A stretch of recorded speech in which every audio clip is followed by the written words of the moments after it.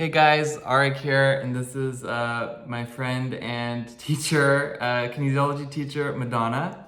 Howdy do. And we're gonna just kind of talk a little bit today about kinesiology. Well, I guess there's different ways to kind of put kinesiology into a subject, because you have kind of the official channels of kinesiology, and then you have, I guess, what would be called energy kinesiology. Yes. But either way, it's still working with the movements and the muscles of a being, right? Yeah, Like absolutely. yeah. Yes. Once you know how to do kinesiology, you can muscle test for anything. Yeah. So sometimes like what I come across is people, it's very difficult like sometimes to explain what is kinesiology, like in just like in your social setting. Say you meet someone in a hotel, or you're just like walking on the street and they want to know, what are you doing, or what is that? Or sometimes like when I'm shopping for things, I'll check different produce if it's like good or not. Yes. And people are like, what are you doing? So like how like so I'm just gonna shut up and ask you, like, how do you kind of just describe it, like just on a very basic level? I think everything in the universe has an innate intelligence. So kinesiology uses muscle monitoring to find out, you can ask yes, no questions about things, you can find out the innate intelligence of a body and what it needs to be healed or balanced or shift energy that's blocked. Ah, okay.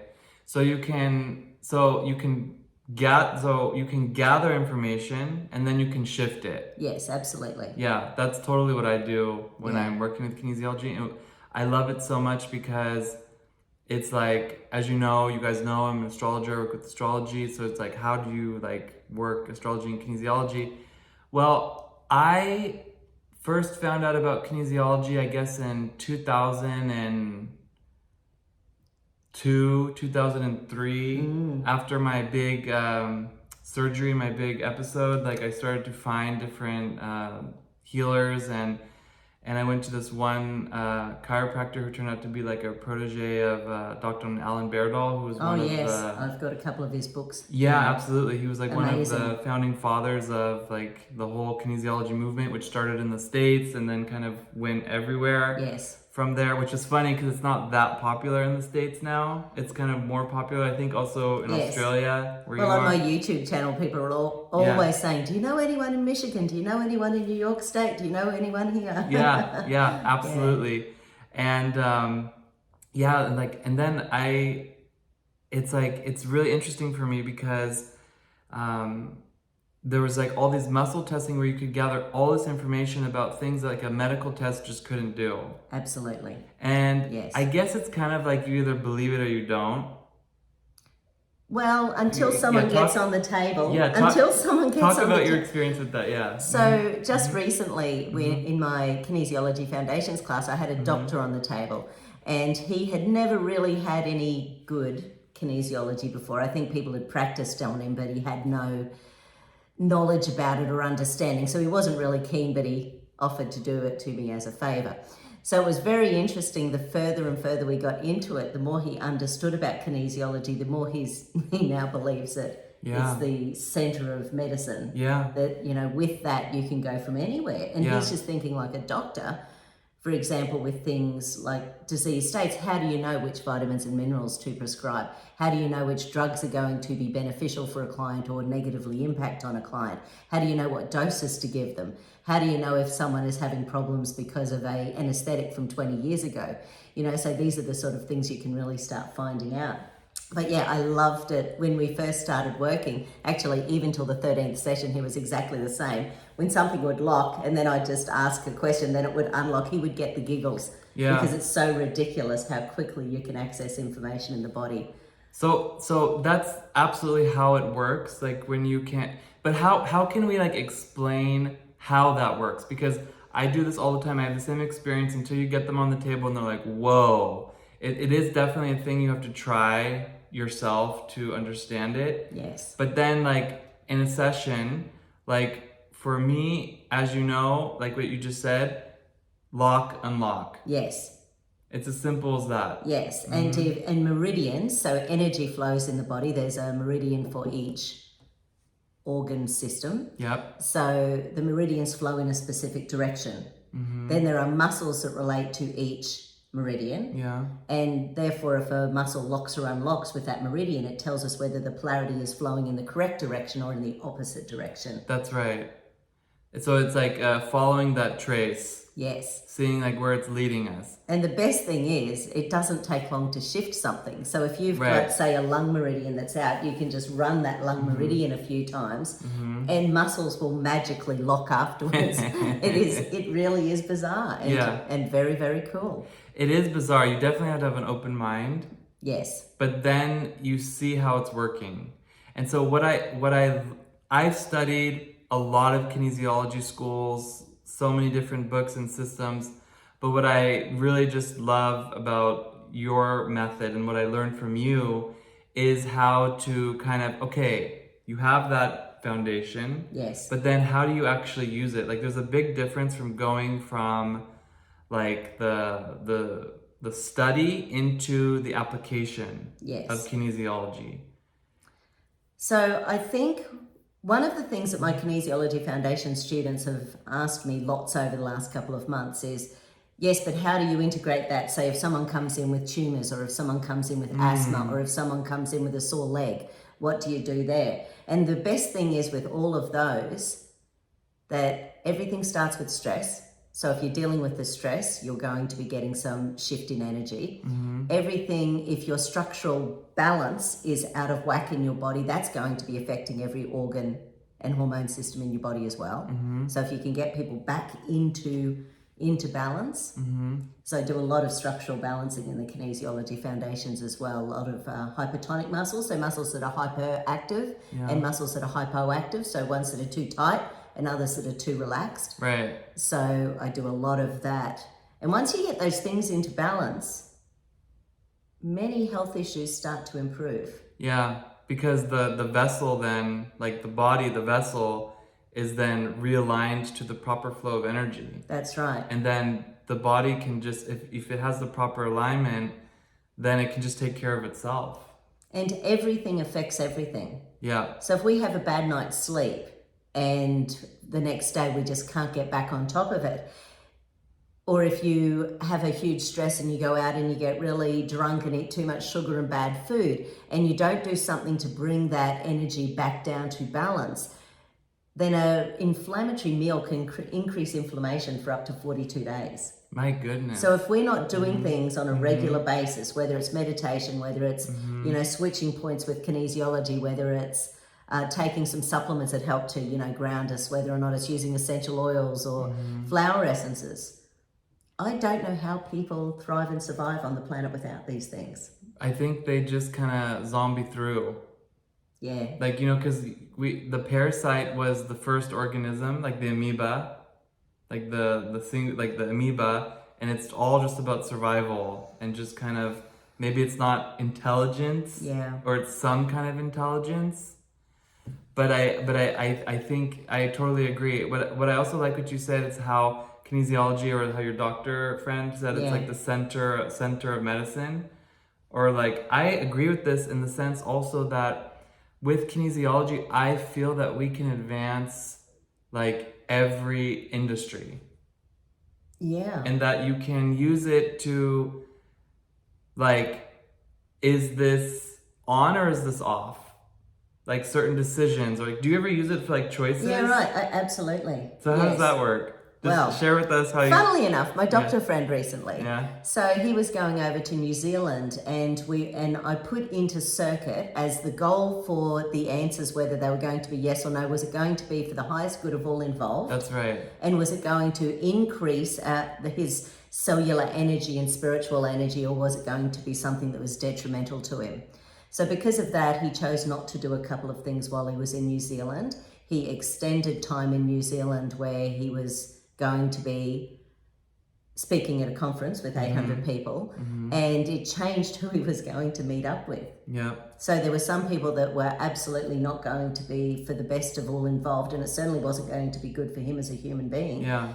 So he changed his itinerary. That's so interesting, because what we're talking about is like, You can do a self-test also. Yes. You know, you can do the ring, or you can do, there's different ways to do self-test. Yeah, I'm this one, so I use that one there because it's the strongest. So you're using the whole wrist and those. So I use that one with. Yeah. So that's either a lock or an unlock. So for me, I'm using so many muscles involved in that. I feel like I can't fudge it. Yeah, so I want to talk about that in a second, because you talked about bad kinesiology and good kinesiology. Oh my gosh, yes. And I think a lot of the bad kinesiology kind of creates like a misconception of what kinesiology is. Yes. And also because you guys know that the kinesiology I work with is not plugged into the TCM model. The TCM model is just one interpretation of the energy systems. We know I'm doing it with astrology. So there's different kinds of kinesiology, but you're still using the muscles and the energy structures. There's different ways of interpreting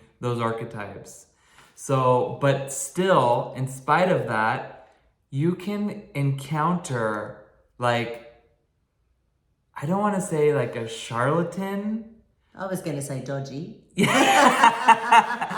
But you have to have, first and foremost, to test a muscle, you have to have integrity. Yes. You have to be like a scientist in the sense that you have to be very detached and not look for an outcome. Yes. For me, I can tell you, I've used it even for acquiring different properties, where then it's like, okay, in this case I would do it with Aurelia, but even when I would do it with myself, because I use her arm a lot for testing all kinds of stuff, but even with myself, I would come across situations where it's like, should I do this? And it would be a yes, even though I didn't want to. Yeah. And I'm like, oh. And then I would do it, and of course, it turned out to be amazing.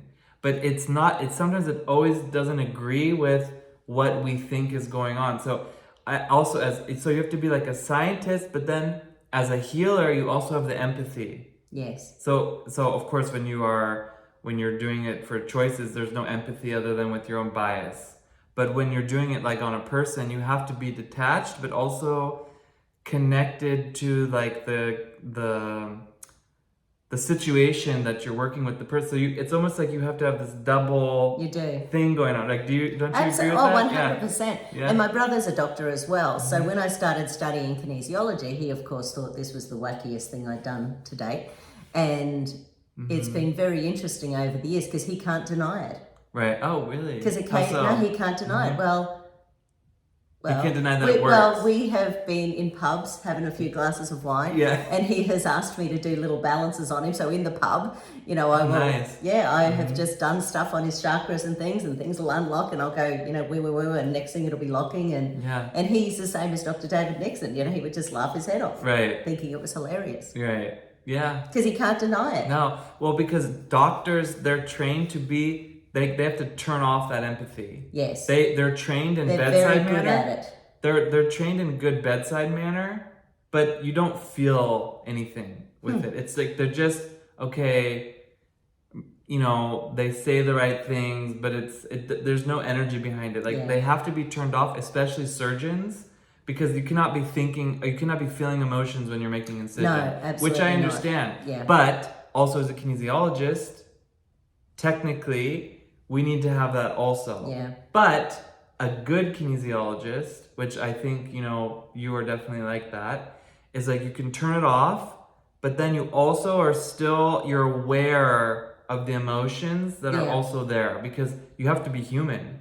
Yes, and one of the things about a good kinesiologist, which I think is the same as a good doctor, is that we need to be really aware of the story that someone comes in with. Right. So you might be working through, say, a 14 muscle balance, going through the organs that relate to different meridians of the body, stomach and spleen and lung and large intestine and kidney and bladder and all sorts of things. Mm-hmm.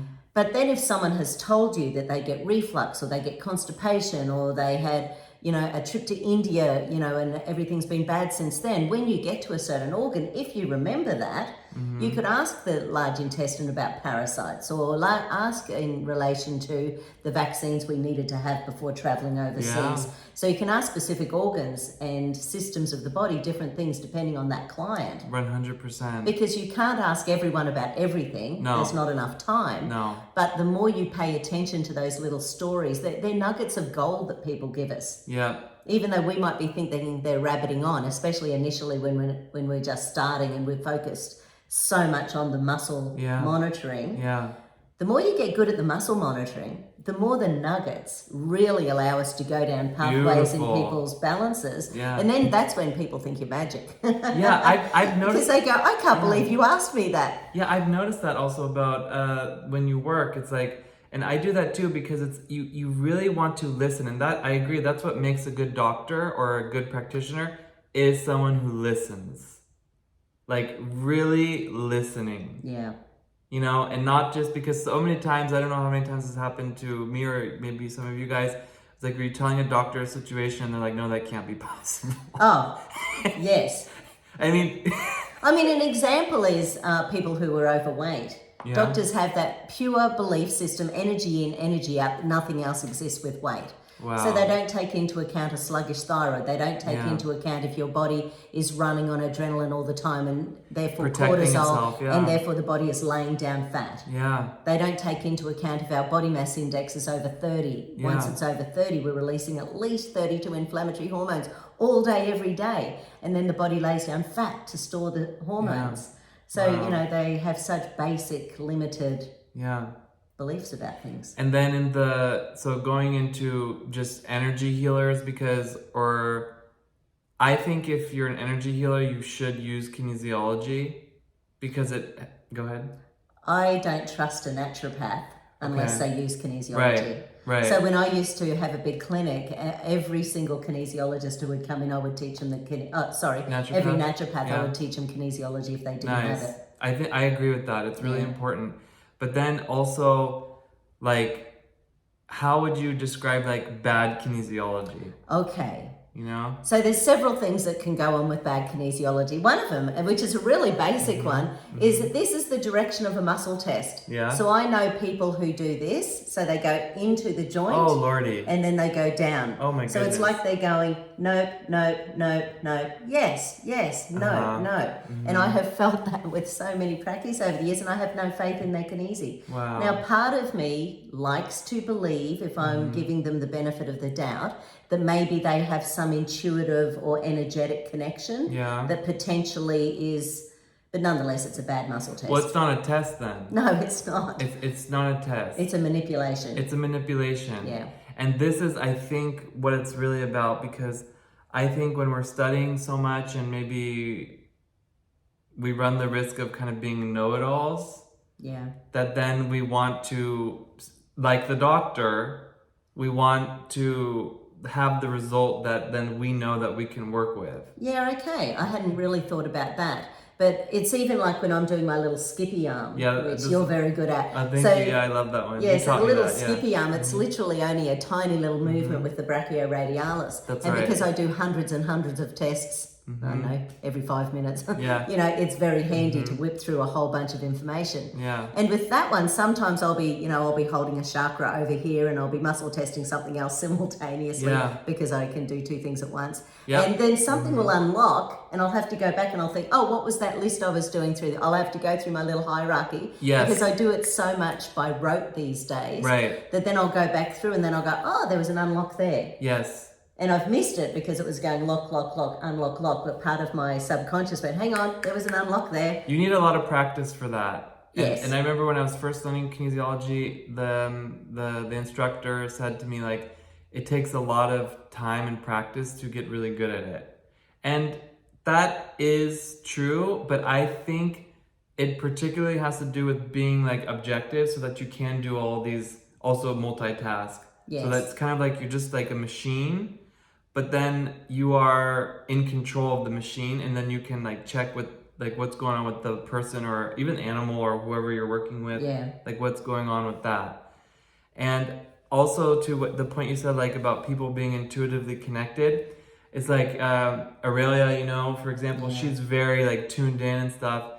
and she can always verify, even like when you've worked on her or when I work on her. She doesn't let a lot of people work on her, but it's like the muscle testing is a very good verification of the intuition. Yes. And in fact, when you said before that you like using her indicator muscle if you're looking at a property or looking at a big shift in your life, so I was thinking the magic of using someone like her, there's so much more information in that muscle test. Totally. Because she's so connected. 100%. 100%. Which is amazing. Yeah, and she can also, I've had very sensitive people, especially her, they can feel it before. Like even when I'm like having because we are asking the questions. Yes. You know? And this is for me, like when you're learning, what's more important than the answer? The question. Yes. The question is what's opening the field. And then we are working in that field. And it's been, once again, working with Dr. David, and he's been trying to work out how it works. Okay. Because I've mentioned spindle cells. So in the belly of any muscle, the classic kinesiology thing is, in the belly of any muscle, there's these things called spindle cells. They either lock or they unlock, and that makes all muscles, lock and unlock. But how does a thought change that? Yeah. So one of the things he's working with is structured water. Nice. So he's got this theory about structured water in our muscles, maybe creating, but I think it's frequency. I think it's simple. I think it's more simple as that. The question has a frequency. It's totally frequency. Yeah. It's because every question is a field. Yes. And in that field is the answer. And our nervous system is then displaying the answer through the muscles. But you can only find the answer once you make the I don't want to say test. What's the word? You make the feedback. Yeah. You know? It's like you have to see, is the frequency flowing, yes or no? Yes. It's always yes or no. And it's always, that translates into, working with computers, like my background in technology, 0 and 1. Binary. Very important. There's nothing else. It's in this world of duality, there's binary. Yeah. 100%. And in this world of duality, this is how we make choices. Like everything that we do is either, I guess you could say yes or no. Technically, it's yes or not yes. Because this gets a little bit philosophical, but even darkness is just the absence of light. Yes.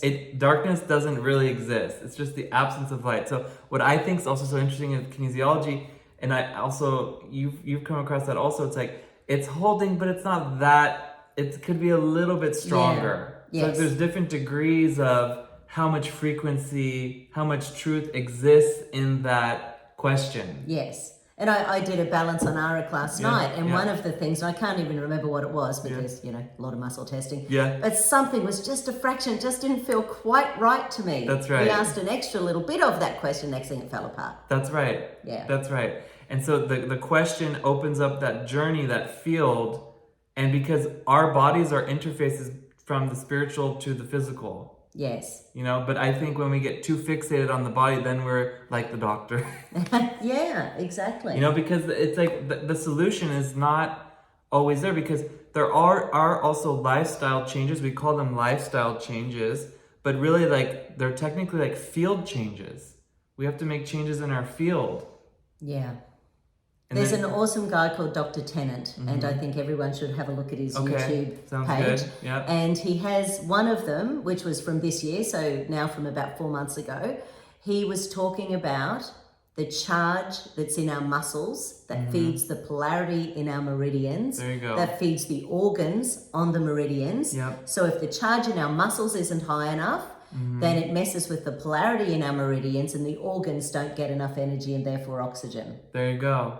And then it can display certain kinds of atrophy or different kinds of form or postures. Yes, and one of the problems with kids these days, I think, and this might be a generalization, but you see a lot of children who are sarcopenic obese. Okay. So they've got that skinny fat thing going on. They don't have enough muscle. When I was a kid, everyone was like 30% smaller than now or 20% smaller than now. Yeah. You know, because we didn't eat as much crap, there wasn't as much G's in the atmosphere. You know, we sort of generally had to ride, 3 kilometers to and from school. You know, we did stuff. Whereas these days there's so many helicopter parents that kids are just not really forced to do anything they don't want to do, and everything's comfortable. Yeah. And with that, they're going to end up with a lack of musculature. They're going to end up with early disease. It's if interesting. they don't start shifting that energy. That astrologically, this makes a lot of sense also because they would also lose their drive. Yeah. And Mars, the planet Mars, we kind of know that Mars is that drive, it's that energy, it's that masculine yang energy that drives us forward. It's also the planet that generally rules over our muscles. So if this drive is being watered down or subdued, I can totally see how like that whole generation is going to need to do a lot of work with the Mars, like in their charts particularly, because if the helicopter parents, and even I have to admit, even when I was growing up, my parents didn't do, like, for example, my homework for me, and I would have to really like do it and struggle and like do all my projects. And I'd get to school and I'd be like, poor diddums. Yeah. I'd get to school and I'd be like, my goodness, like, wow, how did you do all this? Like, oh, my mom did it.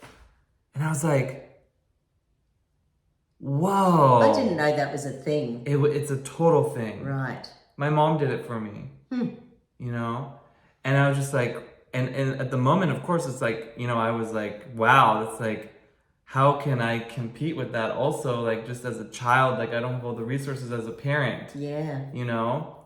And so it was like, for me, it was really intense, like, just to see like the whole dynamics with that, And so, but then obviously as I grew up, I was like, no, I'm really glad that it's not helping children. It doesn't be smart. help you. It doesn't One of my help you. teachers who lost her job, she was at a private school in Brisbane. She lost her job because she refused to teach from the exams. Okay. So the other teacher, which is illegal, by the way, so in Australia. So the ones who did teach from the exams, of course, their children were getting all these A's. Oh, yeah, there you go. But my friend, she actually taught really high-level science. So you can imagine if you're simply teaching from the exam, it's not allowing you to critically think. Right. It's not allowing to teach you, it's not allowing your brain to learn how to think and problem solve. Because you know the exact question that's coming up on the exam, you're taught that particular answer, whereas just say it was out like a little fraction or a little fraction different on the end and you haven't learned it exactly for that. So that won't be good for you if you want to appreciate or learn kinesiology, because you need to be able to do this critical thinking. Oh, must. Absolutely must. Yes. Right? And I think that's the problem again with other kinesiology teachers can go through a very, very set curriculum and process, which can be very valuable learning how everything works from a basic level. I agree. But the other perspective is, what do you do if you need to do a little bit of that and you're not taught how to do a bit of that, or you just want to add a bit of that into another balance? So I was really lucky early on. I had a teacher, Lynn McCall. Yeah. And the funny thing with her was when we all had to introduce ourselves, and I was really young kinesiologist at this stage, and everyone did the same thing. They said, oh, I've done NOT 1 and 2, and I've done LEAP 1, and I've done, hypertonics A, B, and C. Yeah. So she said that in Queensland, in Australia, everyone did that. Yeah. That's how they introduced themselves. Right. Whereas people didn't do that in Melbourne, which was just interesting. So in Melbourne, they'd say, oh, my mum had cancer, so I decided to get into kinesiology. So they would have the story about why they got into kinesiology as to what they had learned in kinesiology, which was just really interesting hearing that, because I got into kinesiology because my friend Linda, I had met her at a first aid course, and we had started swapping massages week in, week out. I was literally brand spanking new naturopath. She was starting naturopathy in school. And 6 weeks into these weekly swaps of massage, her back felt totally different. Wow. And I said to her, what have you done with your back? And she said, I had an hour of kinesiology yesterday. Nice. And I said, what's that?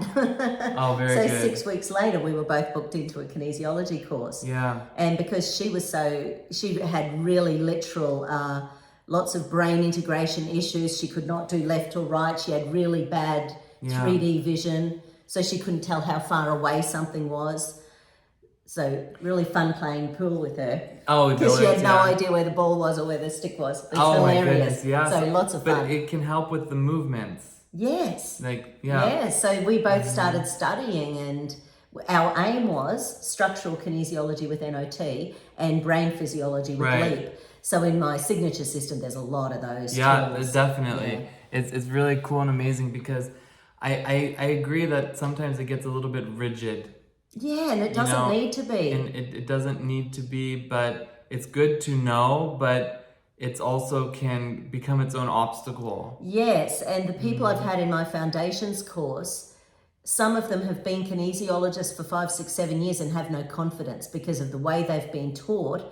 They didn't know how to marry what they'd learnt into a client with, say, asthma. Or what do you do with this amount of knowledge with someone who comes in with ADHD? Right. So I think like with the real good kinesiology, it's like whatever the situation is, there's a way to address it. Yes. Because it covers everything. Yes. And I think one of the little magical things that I definitely taught you and that I teach in Kinesiology Foundations is something called circuit retaining mode. Right. My favorite point in the whole body. It's up over the right shoulder, just in between those little bits. You have to switch it on. And once you switch it on, it's basically a recorder. Yep. So that's where I go to. And on my YouTube videos, people see me holding it there and it looks really comforting. Yeah. So from the patient perspective, what they're feeling is you holding their shoulder, but what you're actually doing is recording everything that they're chatting about. Yep. And in the same way, when you're muscle testing Aurelia, you're getting so much more universal consciousness energy as part of that yes no question you're doing. Yeah. So he says it's just a yes no question, but is it really? Right. It's yes no to many things. Yes. Yes and no to the But you have to formulate the questions and the test in the proper way. You do. 100%. That is really big because it's like like I said, the question is more important than the answer. And I was really lucky to have some teachers, and in my brain, I'm not sure why I was skeptical right from the start. Maybe it's my brother being the doctor. Yeah. But when I first started teaching with, say, Carl Ferrari, who was amazing, he developed the NOT process. So I met him about 25 years ago down in Melbourne.